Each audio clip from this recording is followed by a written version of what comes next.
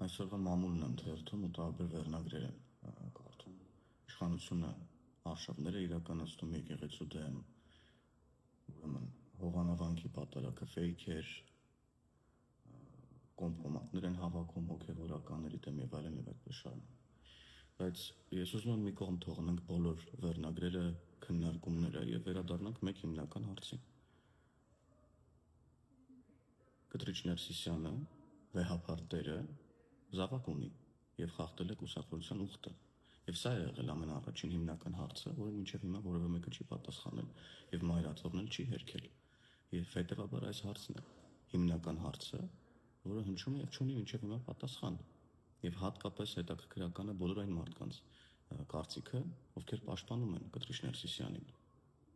Սիրելի քաղաքացիներ, հատկապես ընդդիմադիր կամ հակադիր հայացքներ ունեցող քաղաքացիներ, դուք հաշտ եք այն մտքի հետ, որ ուրեմն վեհափառ տերը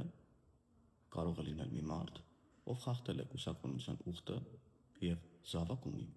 Սա է հիմնական հարցը։ Եվ խնդրում եմ այս հարցին ուղիղ պատասխանեք, որովհետեւ մնացած բոլոր հարցերը երկրորդական են,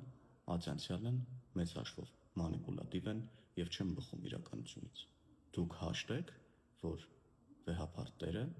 լինի մի մարդ, ով խախտել է կուսակցության ուխտը։